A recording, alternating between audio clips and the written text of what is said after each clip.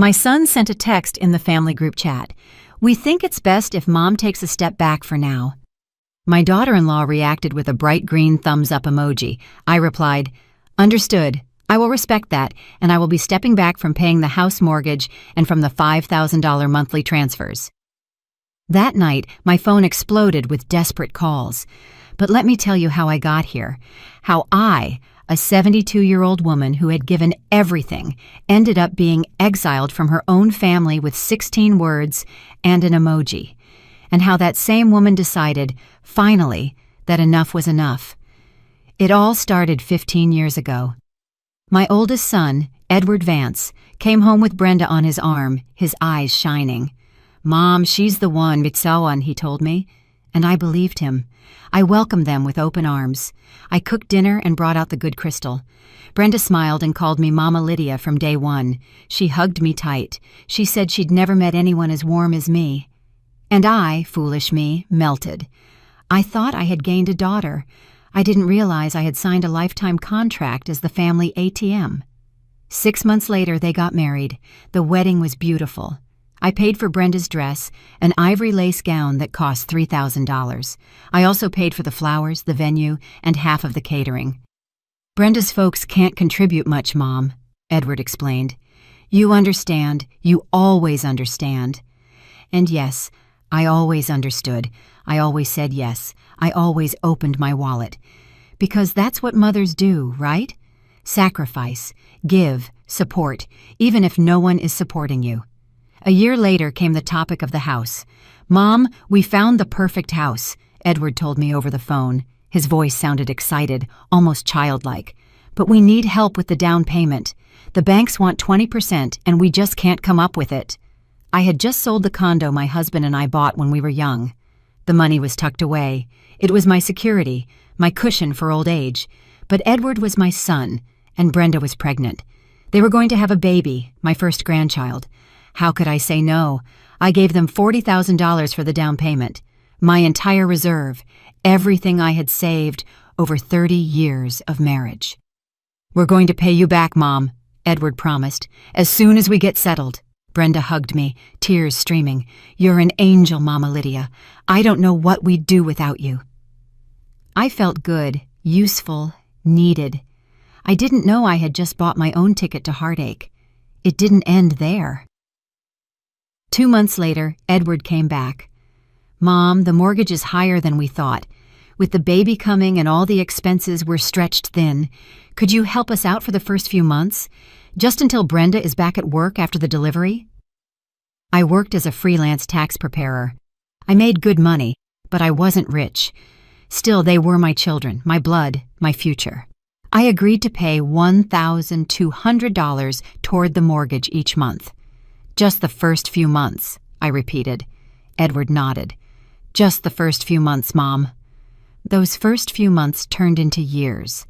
5 years of paying the mortgage on a house where I didn't live, where I was barely invited, where there was always an excuse for my visit to be another day. "The baby's sick." "We have plans. Brenda needs to rest." But when they needed money, there I was. Always available, always ready, always the savior. And then there was Paula, my younger daughter, married to Rodney Baker. They needed help too. "The kitchen is ancient," she said. $3,000 to remodel it. Rodney wanted to take an online coding course, $500. The kids needed tutoring, $400 a month. "Mom, you can afford it," Paula would say. "We'll pay you back when things get better." Things never got better. The requests never ended, and I never said no. Until one day I looked at myself in the mirror. 72 years old, tired, with wrinkles I didn't have 5 years ago, with a body that ached from working so hard to support other people's lives.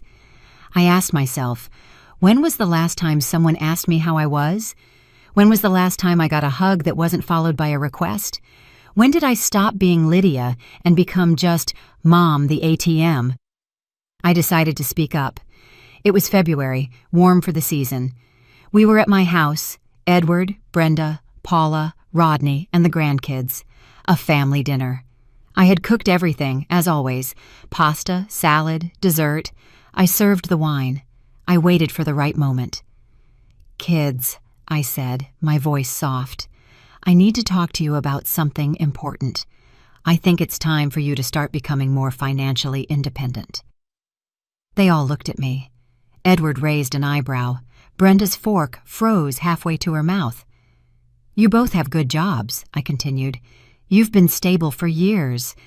Maybe it's time for me to step back." The silence was brutal, as if I had confessed to a crime. Edward slammed his wine glass onto the table. "What does that mean, Mom?" His tone was cold, accusatory.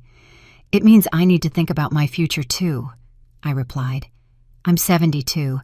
I won't be working forever, and you're not children anymore. You can handle this on your own." Brenda let out a short, bitter laugh. "So, now you're tired of helping us after everything we've done for you?" I froze. Everything they had done for me? When? Where? Paula intervened. "Mom, you can't just cut us off all at once. We have expenses, obligations. We're counting on you." Counting on me. That phrase, as if I were a utility, an app, a renewable resource. "I didn't say I'd cut you off all at once," I explained. "I'm just saying we need to make a plan for you to become self-sufficient."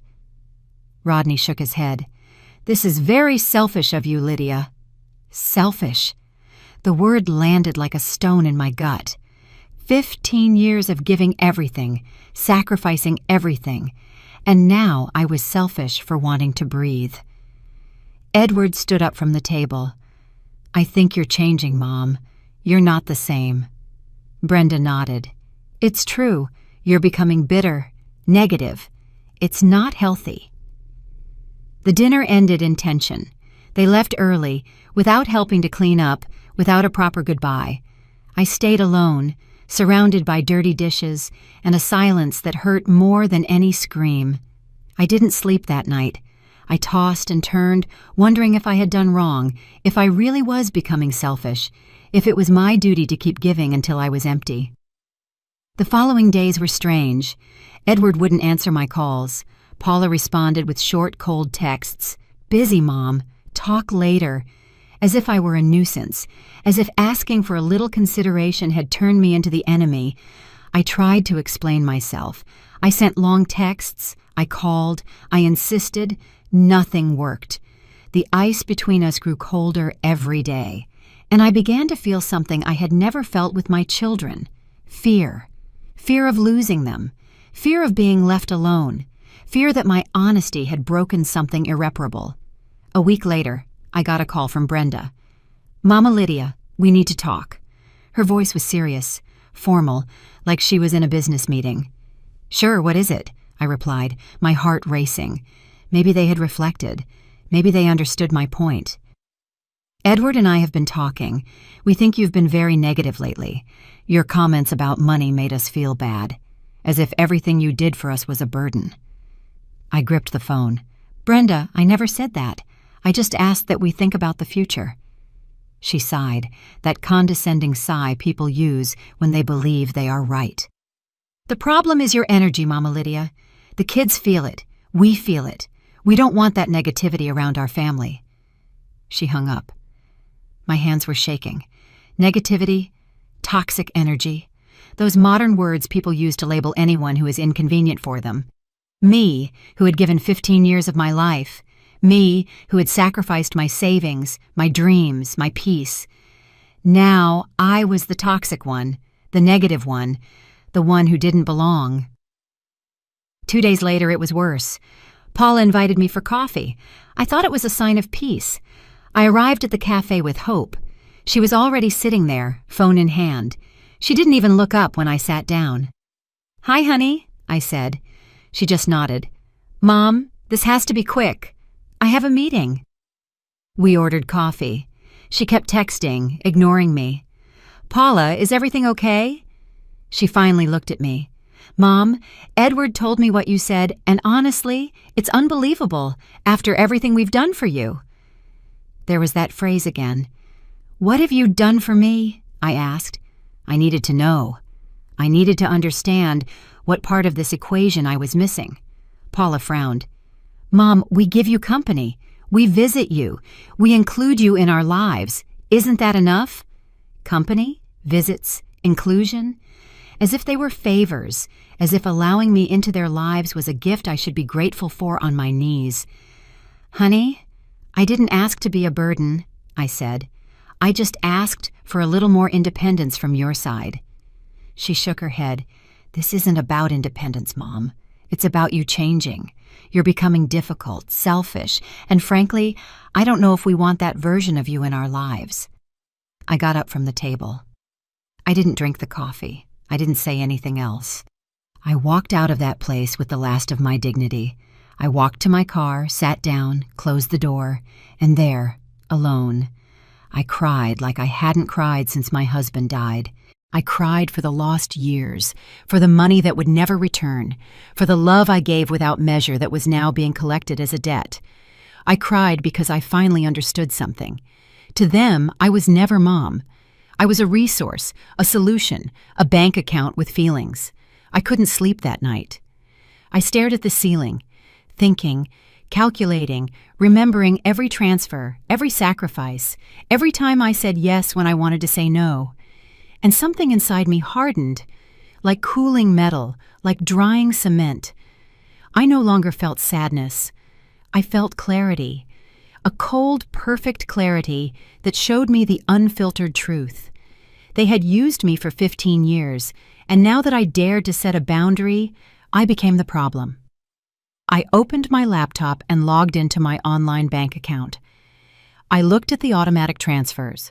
$1,200 a month to Edward's account for the mortgage, $3,800 a month split between both children for emergencies, course payments, utilities, extras. Everything was there. Everything documented.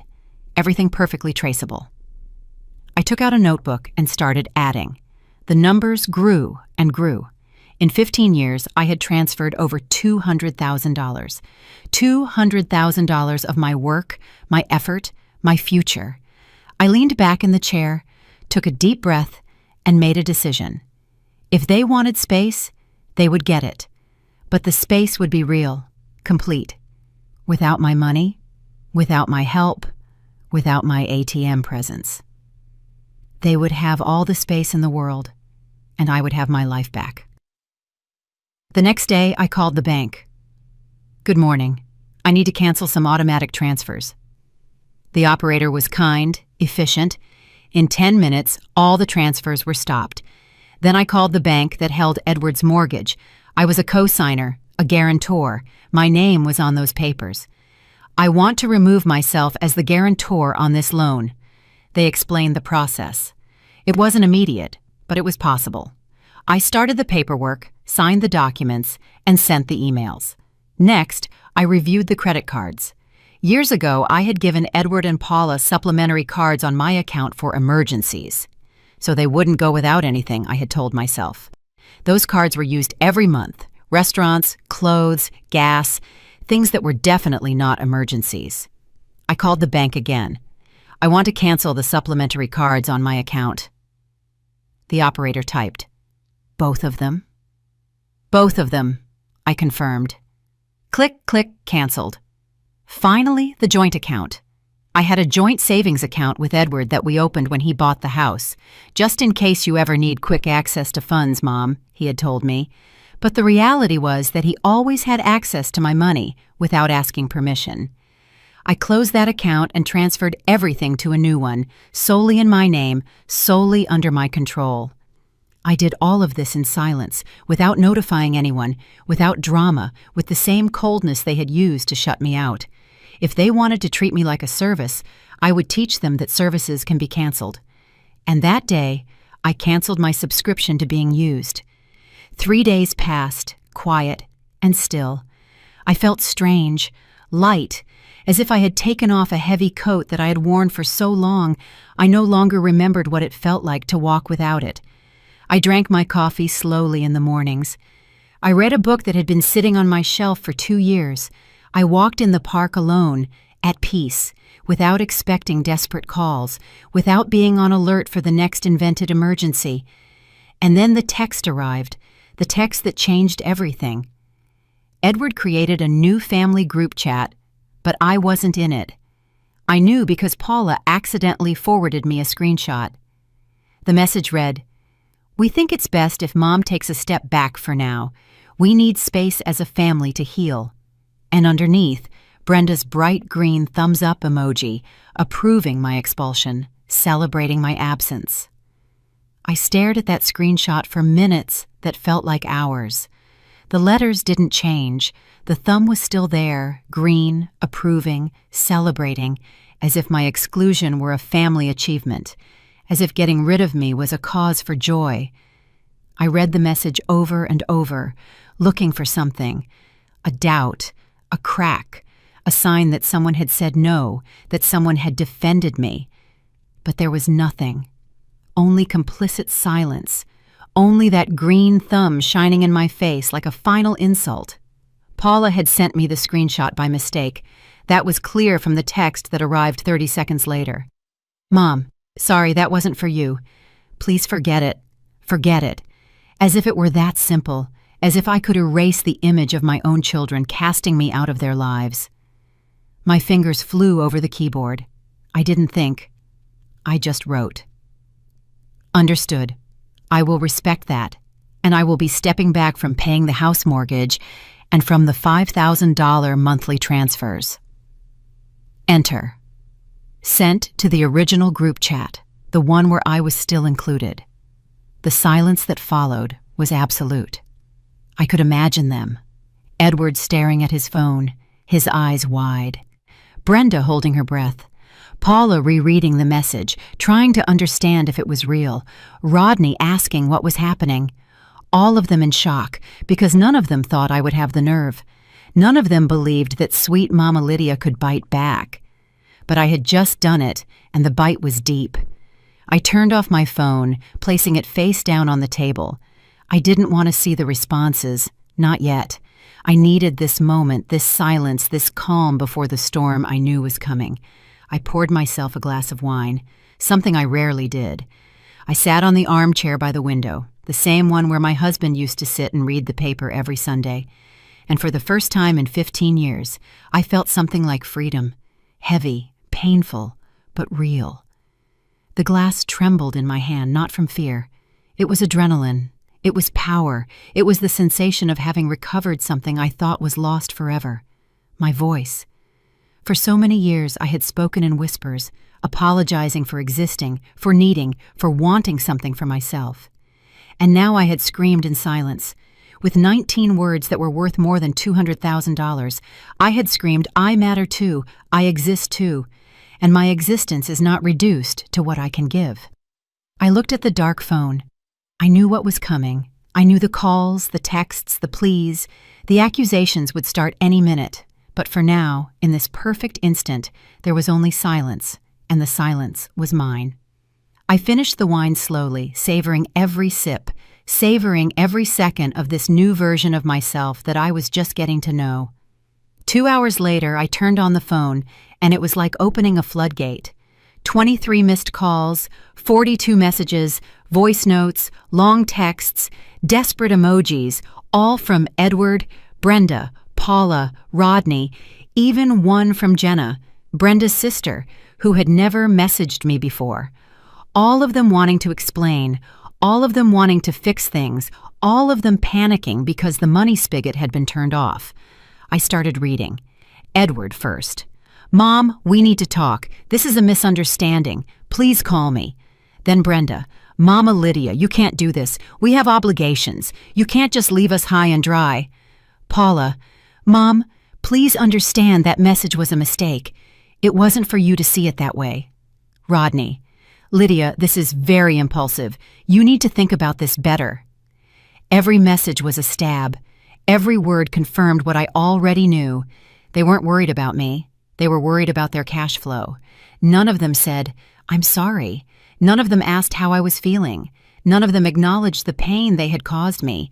Just panic, just fear, just the desperation of those who watch their comfort crumble.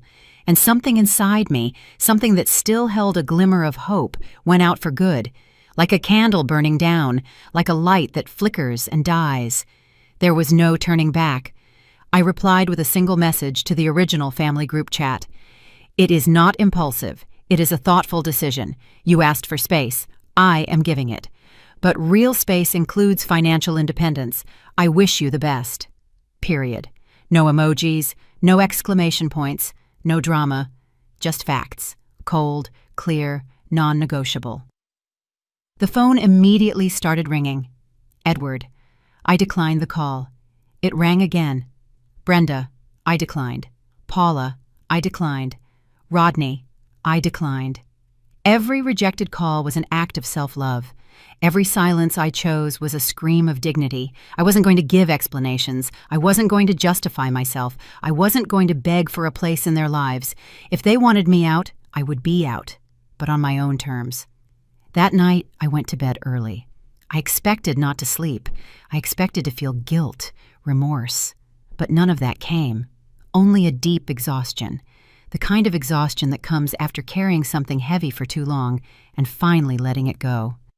I slept soundly, without pills, without turning over. For the first time in years. I slept in peace. I woke up with the sun streaming through the window. It was 8 o'clock in the morning. I had slept 10 hours straight, something I hadn't done since before Edward was born. I stretched in bed. My body ached less. My mind was clear, bright. I picked up the phone. 57 new messages, 13 more calls, even a 20-minute voice note from Edward. I didn't open anything. I just went to the kitchen, made coffee and buttered toast, sat by the window, and ate breakfast alone. Calm, complete. The phone kept ringing all day, but I had discovered something marvelous, the mute button. Every time it vibrated, I continued with my life. I watered the plants, I cleaned the house, I organized my closet. I found clothes I hadn't worn in years because I was always too tired, too worried, too busy solving other people's crises.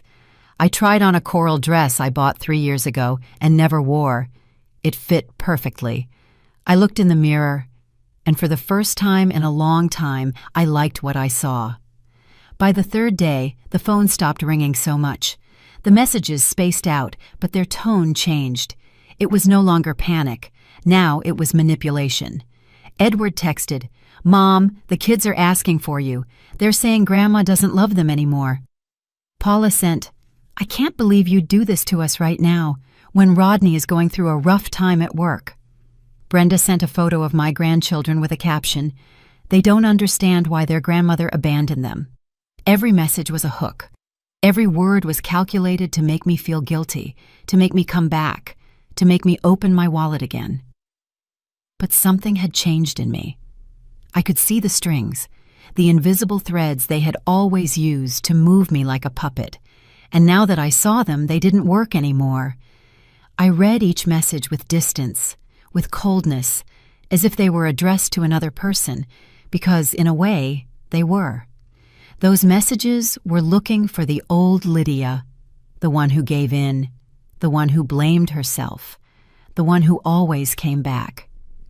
But that Lydia had died, and in her place, someone new was born, someone stronger, someone who had finally learned that love is not measured in dollars transferred. On the fourth day, the call I knew was coming arrived. It wasn't from Edward or Paula. It was from Antoinette, my older sister, the only family I had left from my generation. I answered because, with her, it had always been different. "Lydia, what is going on?" she asked, her voice soft, non-judgmental, only genuine curiosity. I told her everything, from the beginning, every transfer, every sacrifice, every humiliation, the group text, the green thumb, my reply, my decision. She listened in silence. When I finished, there was a long pause. "You know what I think?" she finally said. "That it took you 15 years to do the right thing." Her words hit me with unexpected force because she was right. 15 years of being an emotional ATM. 15 years of believing that giving until I was empty was love. 15 years of confusing sacrifice with worth. Lydia, listen to me, Antoinette continued. What you did was not cruelty. It was justice. And if they can't see that, it's because they never saw you. They only saw what you could give them. We hung up half an hour later. I was crying, but not from sadness. It was relief. It was validation. It was the confirmation that I wasn't crazy, that I wasn't the monster they wanted to paint me as. That night, I sat down with all the bank statements from the past 15 years. I had kept every single one, every transfer, every payment, every receipt. I printed them out, organized them by year, by child, by purpose. When I finished, I had a stack of papers 8 inches high, 8 inches of evidence, of sacrifice, of misplaced love. I looked at them and felt something strange. It wasn't pride. It wasn't shame. It was clarity. The clarity of seeing your life summarized in numbers, of understanding exactly how much you were worth to others in monetary terms. I took a new gray folder, put all the documents inside, and organized them with tabs. Edward, Paula, shared expenses, extras, everything perfectly documented as if I were preparing a legal case. And in a way, I was. Not for a judge, but for myself. To have tangible proof that I wasn't exaggerating, that it wasn't my imagination, that I really had given everything, and they really had taken it without a second thought. On the 5th day, Edward showed up at my door unannounced. He rang the bell insistently, 3 times, 4, 5. I looked out the window. He was alone, without Brenda, without the kids. Just him, hands in his pockets, with that expression I knew so well, the one he wore as a child when he broke something and tried to fix it before I noticed. I opened the door. We looked at each other. The silence between us weighed tons. "Mom, we have to talk," he said. His voice sounded tired, defeated. "Come in," I replied. I didn't hug him. I didn't offer him coffee. I just let him pass. We sat in the living room, he on the armchair, I on the chair facing him, like 2 strangers negotiating, like 2 people who were once everything to each other and now barely recognized one another. "Mom, this got out of control," he started. "We didn't mean to hurt you. That message was a mistake. Brenda was upset. I was frustrated, but it wasn't serious." I looked him in the eye, those eyes that were the first thing I saw when he was born, that looked at me with adoration when he was a boy, that stopped seeing me at some point I can't pinpoint. "It wasn't serious?" I repeated. "Edward, I was kicked out of a family chat. I was told to take a step back and your wife celebrated it with an emoji. What part of that wasn't serious?" He shifted uncomfortably. "Well, you started all this with that thing about not helping us anymore. You made us feel like we were a burden to you." There was the perfect reversal. The victim turned into the perpetrator. "Edward," I said with a calm I didn't know I possessed, "in 15 years I have given you over $200,000. I paid your mortgage for 5 years. I transferred $5,000 a month. I covered emergencies that weren't emergencies. And when I asked for a little independence on your part, I became the bad guy. Don't you see anything wrong with that?" He shook his head. "It's not just the money, Mom. It's that you changed. You became different, colder, more distant." I laughed, a short, bitter laugh that escaped without permission. "I became different because I got tired, son. I got tired of giving and giving and giving without receiving even a sincere thank you. I got tired of being seen as a solution instead of a person. I got tired of existing only to serve." Edward leaned forward, his hands clasped.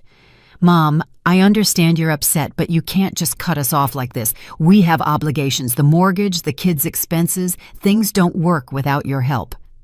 And there was the naked truth. Brutal, honest. He wasn't there because he missed me. He wasn't there because he cared about my pain. He was there because his financial world was crumbling. Because without me, the bills didn't close. Because he needed me, but not as a mother, as a bank. "Edward," I said, standing up, "you are adults with jobs, with incomes. If you can't pay your mortgage without me, then you bought a house you couldn't afford, and that is not my problem. It is yours." He stood up too, his face flushed. "Are you really going to do this? Are you going to abandon us like this? Your own children, your grandchildren?" I walked toward the door, opening it. I am not abandoning you, Edward. I am setting you free, and I am setting myself free too.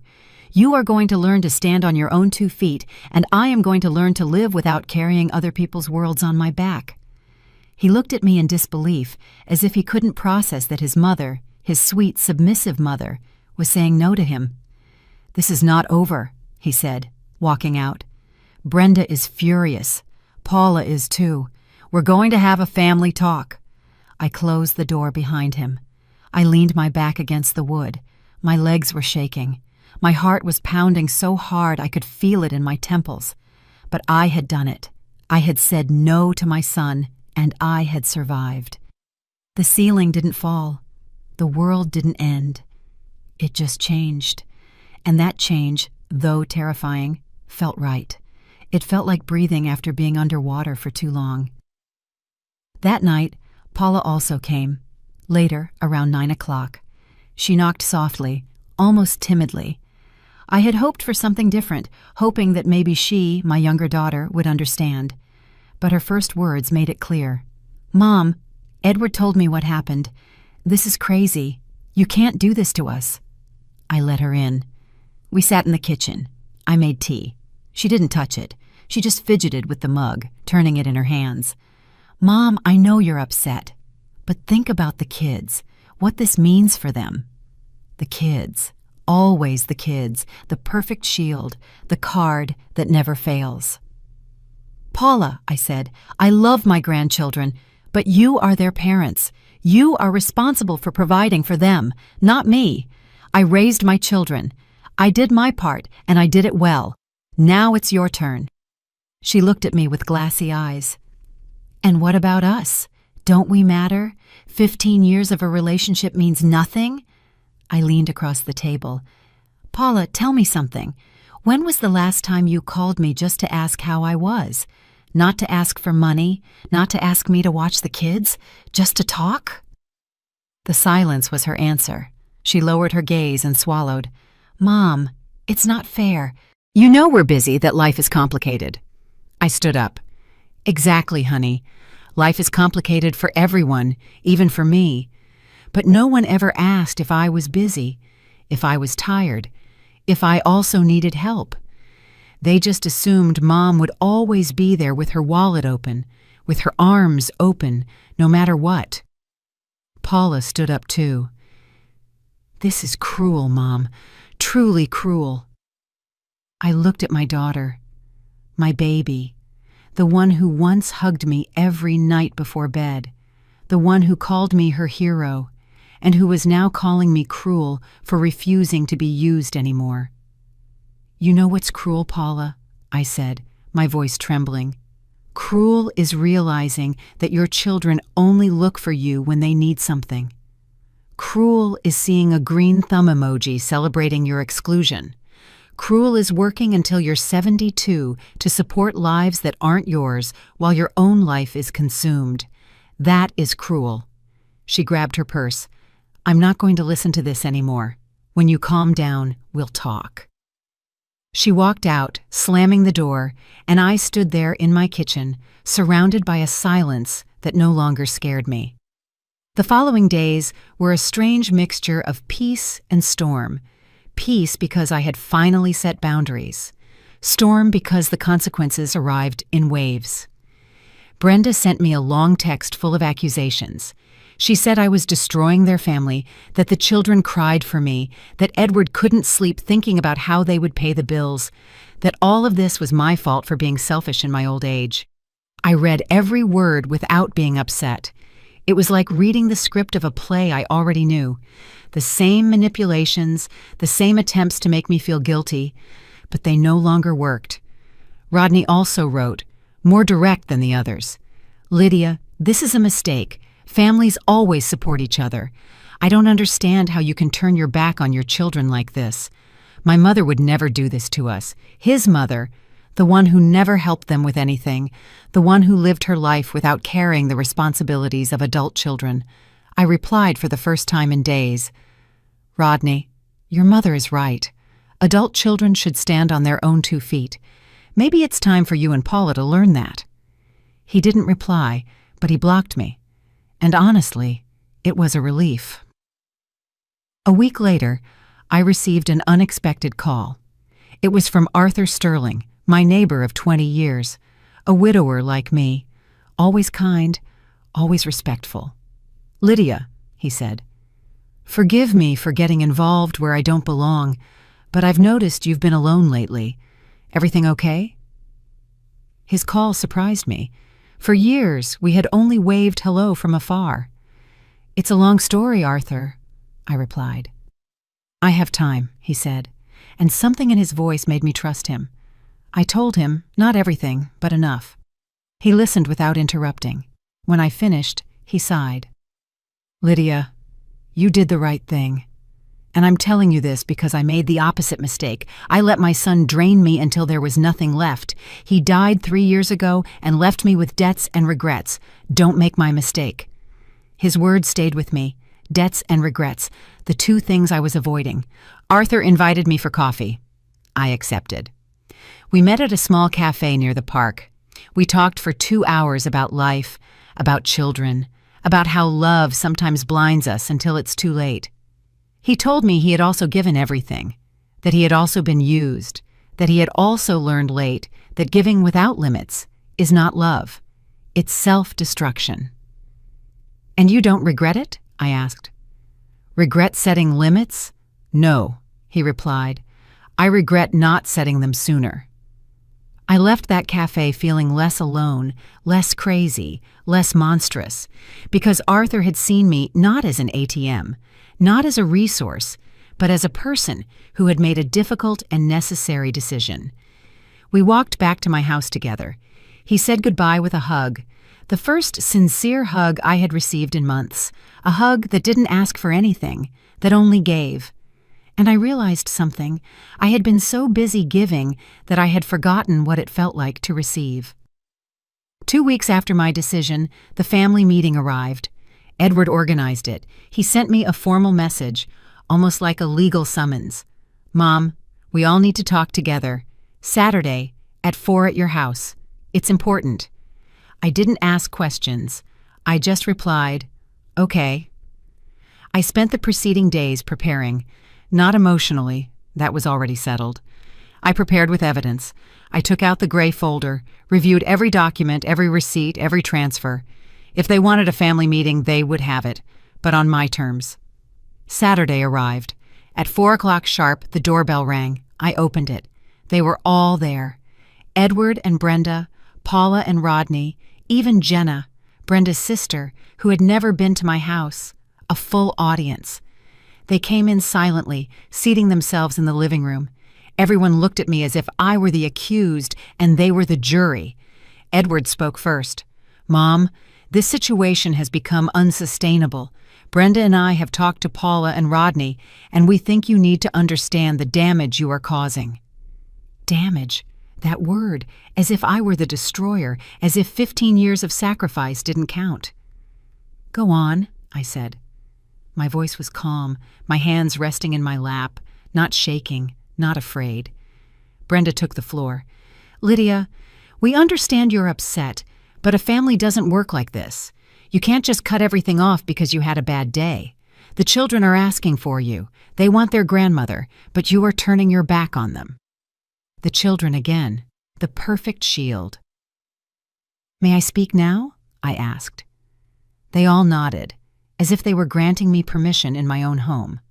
I stood up, went to my bedroom, grabbed the gray folder, returned to the living room, and placed it on the coffee table with a soft but firm thud.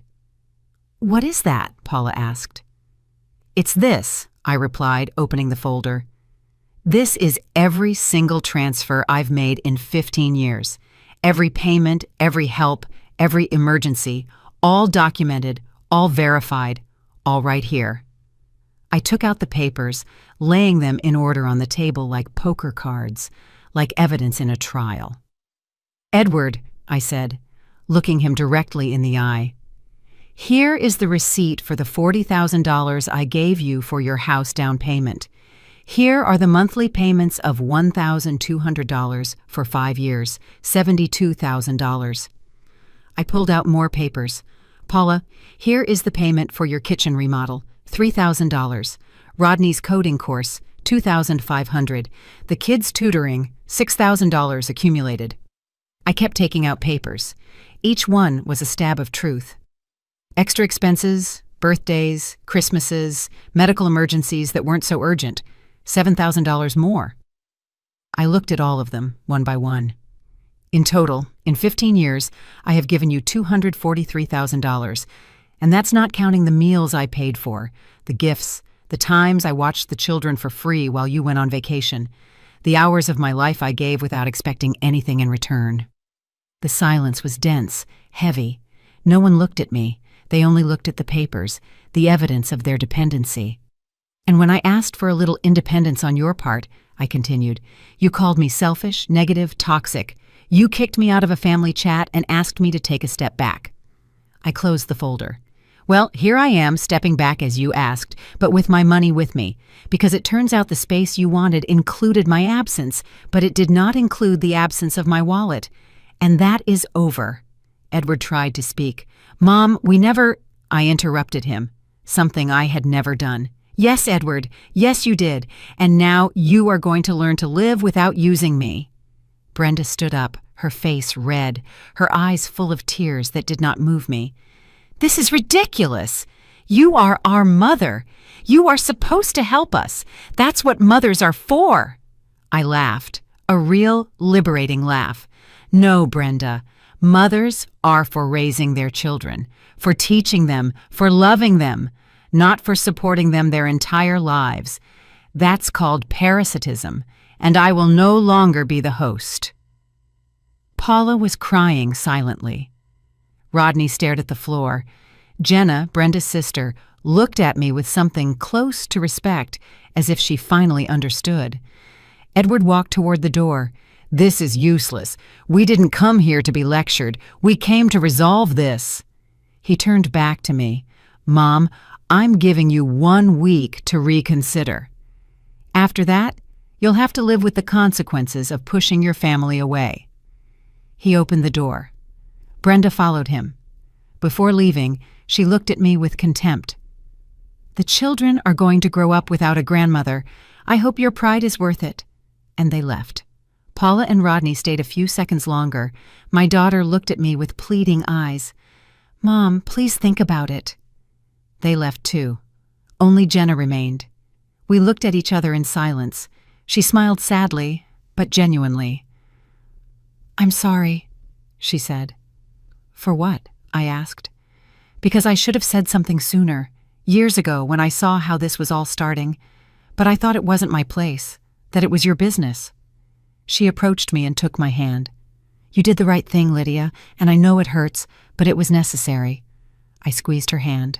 Thank you, I whispered, because that thank you, that recognition, was worth more than all the dollars I had given.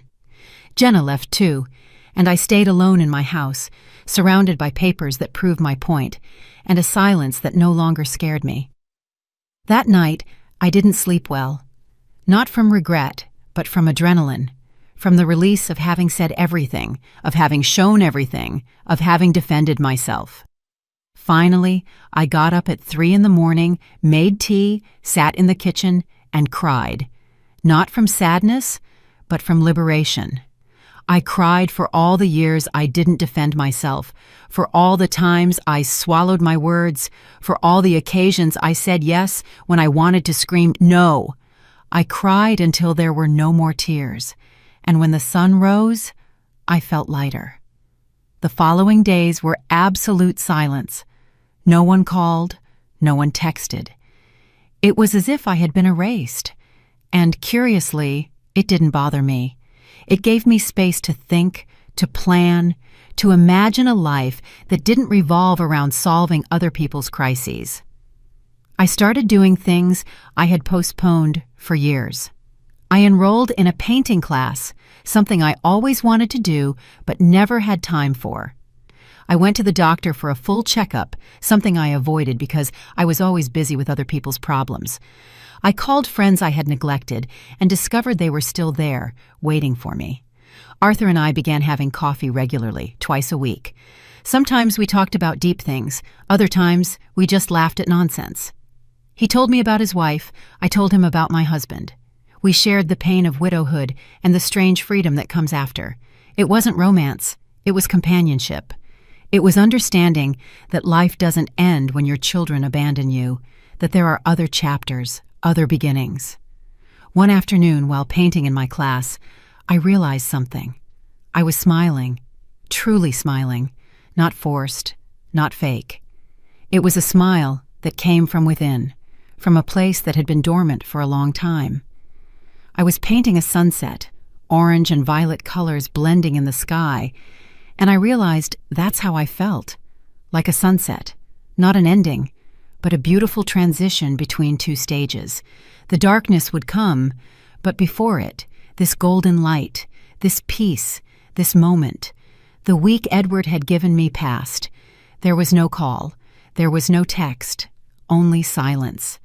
And I understood that this silence was their answer, their way of punishing me, of making me feel guilty. But it no longer worked. The silence that once terrified me now gave me peace, because it was silence without demands, without invented emergencies, without requests disguised as love. It was simply silence. Antoinette came to visit me. She brought wine, cheese, and bread. We sat on my small balcony, watching the city light up with the evening lights. "How do you feel?" she asked. I thought about my answer. I really thought about it. "I feel free," I finally said. "For the first time in 15 years, I feel like my life belongs to me." She nodded. "And do you miss them?" I took a sip of wine. I miss the idea of who I thought they were. I miss the idea of them. But I don't miss the wait. I don't miss the pain. I don't miss feeling used. Antoinette raised her glass. "To freedom, even if it hurts." We clinked glasses, and in that crystal sound, there was something definitive, like a door closing, like a chapter ending. We talked until it got dark, about life, about decisions, about how sometimes love means letting go. She told me she had also had to set limits with her own children, that they had also called her selfish, that she had also doubted herself. "And now?" I asked. "Now I have a real relationship with them," she replied, "based on respect, not convenience. It took years, but it was worth it." Her words gave me hope. Maybe this wasn't the end. Maybe it was just the fire that burns away the fake so something real can grow. Or maybe it was the end. And that was okay too, because I would continue to exist. I would continue to live. I would continue to be Lydia. Not Mom, the ATM, not Mom, the lifesaver, just Lydia. A 72-year-old woman who had finally learned that self-love is not selfishness, it's survival. 3 weeks after my decision, my phone rang. It was an unknown number. I hesitated before answering, but something told me to do it. "Lydia?" a young, nervous woman's voice asked. "Yes. Who is this?" There was a pause. "I'm Julia. Well, my name is Juliana, but everyone calls me Julia. I'm Edward's oldest daughter, your granddaughter." My heart stopped. Julia was 16 years old. The last time I saw her was 2 months ago for her birthday, where I gave her an envelope with $500 that she barely acknowledged. "Julia, are you okay?" I asked. "Yes, Grandma, I needed to talk to you without my parents knowing." I sat down. My legs were shaking. "What's wrong, sweetheart?" She took a deep breath. "Grandma, I know what happened. I heard my parents talking, well, yelling, about the money, about you. And I need you to know something. I don't agree with them." Her words hit me with unexpected force. "What exactly did you hear?" I asked. "Everything. That you stopped giving them money, that Dad is desperate because he can't pay the mortgage without your help, that Mom says you're selfish, that they're thinking about selling the house. And Grandma, I think you're right." I couldn't speak. Tears came without permission. My granddaughter, a 16-year-old teenager, understood what her own parents couldn't see. "Why do you say that?" I managed to ask. Because I've seen how they treat you for years. Every time you come over, they only talk about money, about problems, about things they need. They never ask how you are. They never truly thank you. And I noticed, but I didn't know what to do. I thought that's how families were. But now I understand that it's not. That it's wrong. I closed my eyes, listening to her voice, so mature, so clear.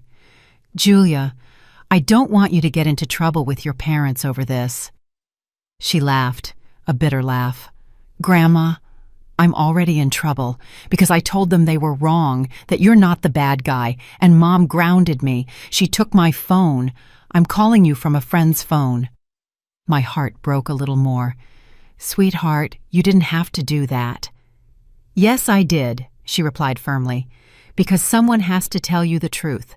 That you're not crazy, that you're not mean, that what you did was brave. We talked for an hour. Julia told me things I never knew.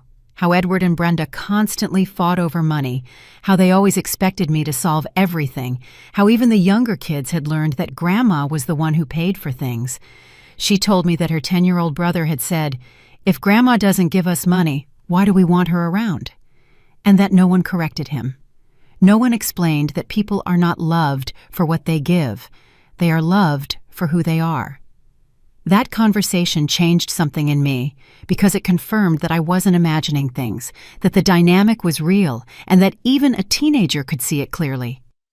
After hanging up, I sat in the darkness thinking.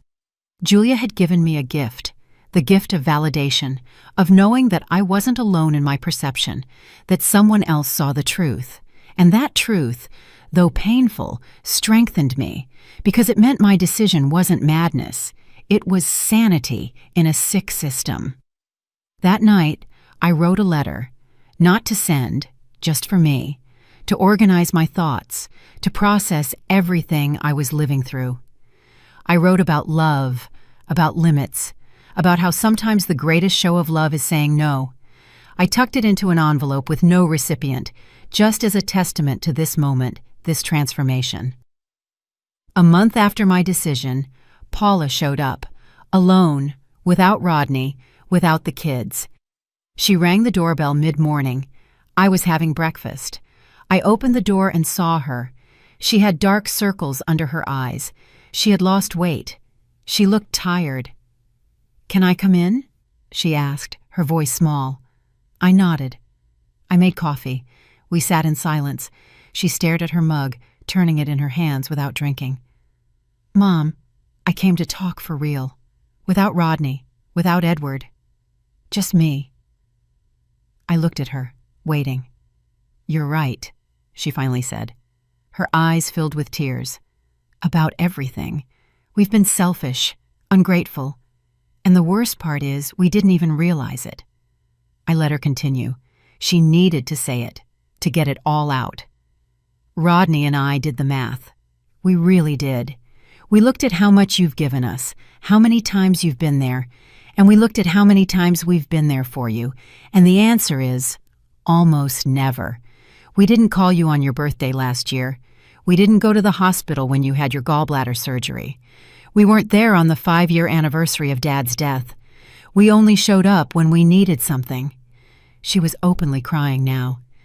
"And the worst part is, we convinced the kids that this was normal, that Grandma existed to give, not to receive." I moved closer and took her hand.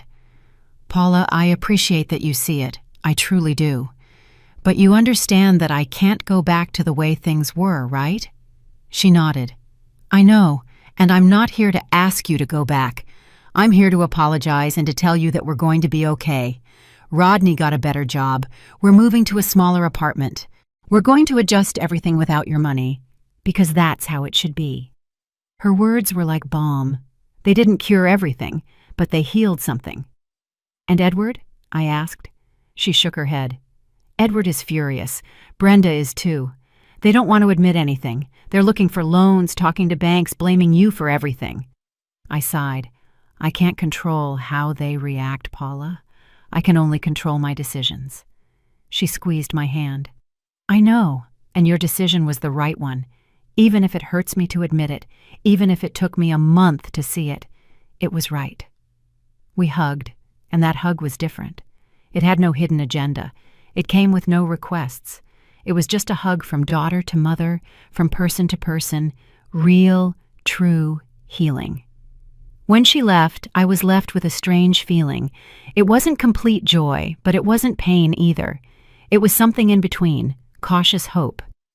The possibility that maybe, with time, something real could be rebuilt. 2 days later, Arthur invited me out to dinner at a small restaurant overlooking the waterfront. I hadn't been to a place like that in years.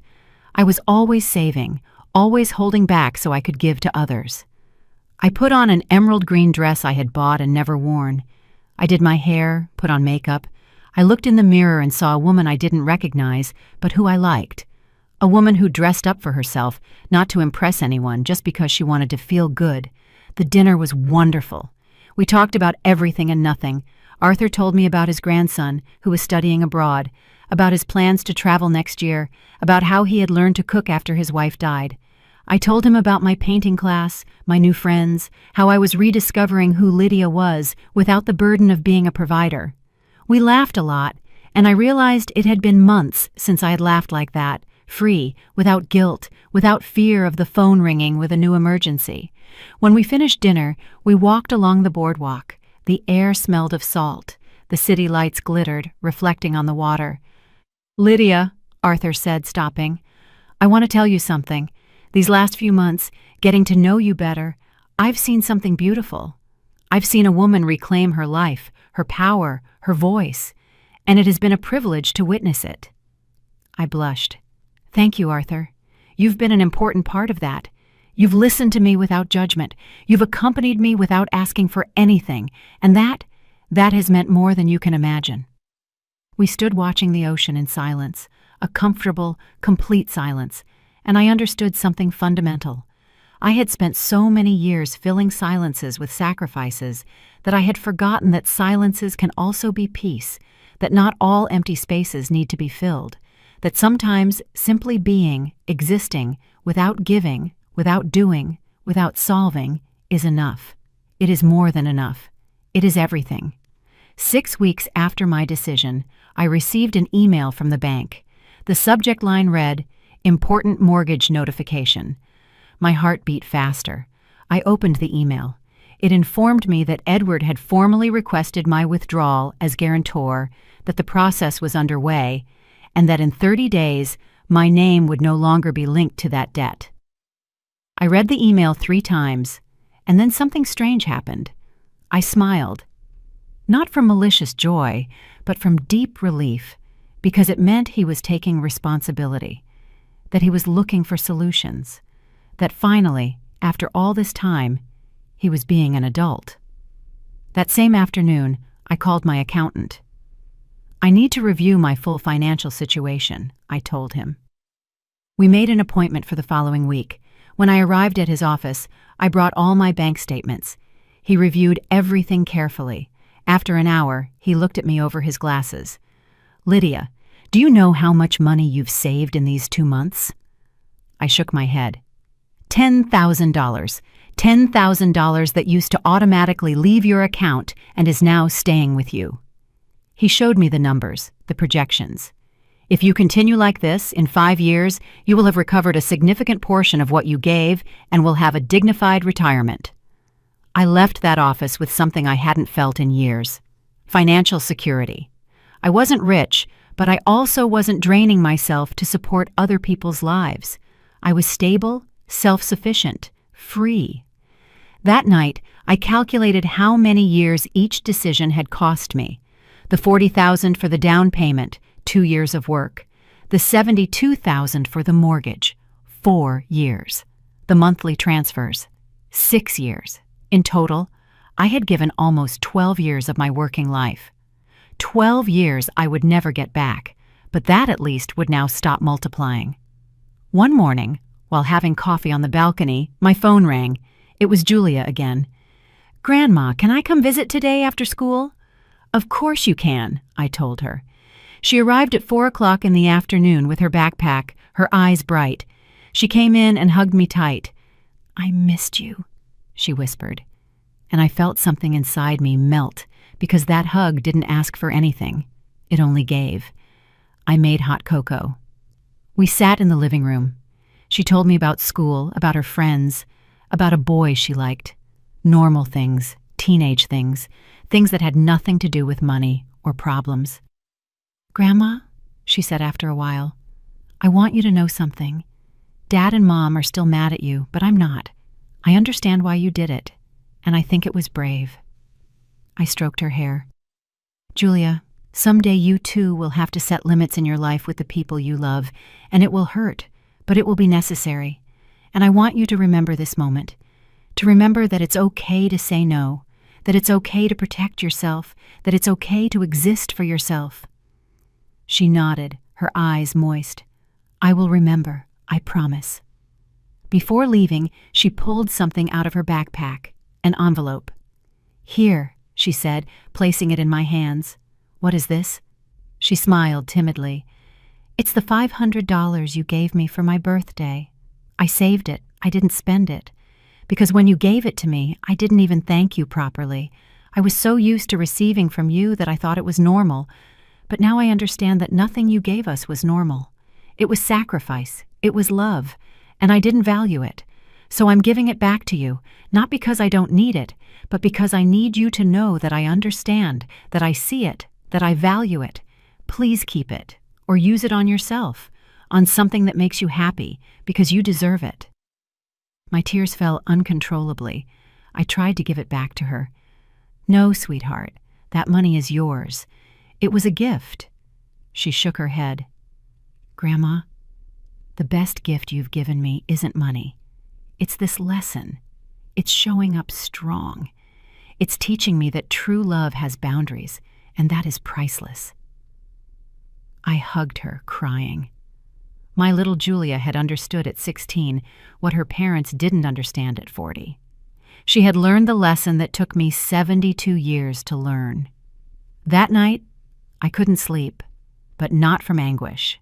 It was from something akin to fulfillment, because Julia had given me hope, the hope that this pain, this cutting off, this rupture hadn't been in vain. It had planted a seed in the next generation, a seed of dignity, of boundaries, of self-love, and that seed would grow. Maybe not in Edward, maybe not in Brenda, but in Julia. And that was enough. It was more than enough. 2.5 months after my decision, Antoinette organized a dinner at her house. She invited her friends and invited me. I arrived with wine and flowers. The house was filled with laughter. Women my age, some older, some a little younger, all with stories, all with scars, all with hard-won wisdom. During dinner, someone asked, "And you, Lydia, how are you doing?" And for the first time in my life, I answered with total honesty. I told them everything, no filters, no shame, no fear of judgment. When I finished, the silence was brief. Then, one by one, they began to speak. Teresa told how her son had defrauded her, taking her savings, promising a business that never materialized. Rose spoke of her daughter who only called her to ask her to watch the grandchildren, who treated her like a free babysitter, who got mad if she had plans of her own. Carmen shared how her children had sold her house without consulting her, telling her it was for her own good and keeping the money. Each story was a mirror. Each testimony was validation. I was not alone. I was not the only one. I was not a monster for setting boundaries. That night, I understood something fundamental. The women of my generation, the mothers, the grandmothers, we have been trained to give until we disappear, to sacrifice ourselves until we are erased, to exist only for the sake of others. And when we finally claim a space of our own, when we finally say enough, the world calls us selfish, punishes us, abandons us. But the truth is otherwise. The truth is that we have been exploited under the guise of love. And waking up from that exploitation, even if it hurts, even if it costs you, is the most revolutionary act we can perform. At the end of the night, Antoinette raised her glass. To the women who learned to say no, to the mothers who reclaimed their lives, to the grandmothers who stopped being ATMs and became people again, to us, to Lydia, to all of us. We clinked glasses, and in that sound, there was something sacred, something powerful. The sisterhood of women who refused to continue being martyrs, who chose to live instead of just serve, who understood that you cannot give from an empty well. I left that house feeling something new, community, belonging, not with my blood family, but with my chosen family, with these women who understood me without explanation, who supported me without conditions, who celebrated my courage instead of punishing it. And I realized I had gained more than I had lost. I had lost children who used me, but I had gained friends who saw me. I had lost the illusion of a perfect family, but I had gained the reality of an authentic life. And that reality, although imperfect, was mine, completely mine. That night, before bed, I took out my diary, a new one I had bought the week before, brown, with blank pages waiting to be filled. I wrote on the first page, "Today, my real life begins. Not the life others designed for me, not the life of serving and disappearing, but my life, the life of Lydia, a 72-year-old woman who finally learned that existing is enough, that I don't have to earn my place in the world by giving pieces of myself, that I can simply be and stay and live without asking for forgiveness, without giving explanations, without carrying other people's worlds on my back. This is not the end. It is the beginning. And for the first time in decades, I am excited about what comes next." 3 months after my decision, I woke up with the sun streaming through the window. It was Saturday. Saturdays used to mean calls, requests, invented emergencies. Now they meant silence, peace, time for me. I got up slowly, with no rush. I made coffee and toast, sat on the balcony, and breathed deeply, fully, freely. The air tasted different, or perhaps it was me who had changed, who had learned to savor life instead of just surviving it. My phone vibrated, a text from Paula. "Mom, the kids are asking for you. Can we visit tomorrow with no agenda? Just to see you." I read the message 3 times, looking for the trap, the hidden hook, but I didn't find it. I replied, "Tomorrow is fine, at 3. She replied with a simple heart emoji, without words. And that, in a way, said more than 1,000 apologies, because she had learned that sometimes true love is silent. It doesn't scream, it doesn't demand. It just shows up with consistency, with respect, with real presence. The next day, Paula arrived with her children. Rodney didn't come, and that was okay. Not everyone has to be ready at the same time. The children hugged me. We talked. I made them cookies, just like before, but different, because now I decided when and how, without obligation, without guilt. Paula helped me wash the dishes. "Mom," she said, wiping a cup dry, "I know the road is long, that I can't erase 15 years with a few visits, but I want you to know that I'm trying, that I'm learning, that I want a real relationship with you, not based on convenience, but on genuine love." I took her soap-damp hand. "Paula, the fact that you see it is enough. The fact that you're here without asking for anything means more than you can imagine." She smiled with tears in her eyes, and that moment, that instant of real connection, was worth more than all the dollars I had ever given, because it was genuine, it was clean, it was the beginning of something new, something healthy, something that perhaps, with time, could be called family again. That week, I also received an unexpected call from Edward. I didn't answer immediately. I let it ring, breathed, decided, and finally picked up the phone. "Hi, Mom," his voice said, tired, different.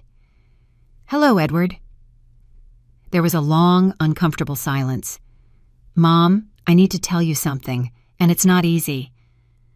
I waited, without pressuring him, without helping him. "You were right about everything. Brenda and I have been going to therapy, and the counselor made us see things we didn't want to see, about how we treated you, about our dependency, about everything." His voice broke. I'm not asking for your forgiveness because I know words aren't enough, but I want you to know that I'm working on myself, that we sold the house, that we're moving to something smaller, that we're living on what we earn. And it's hard, very hard, but it's right.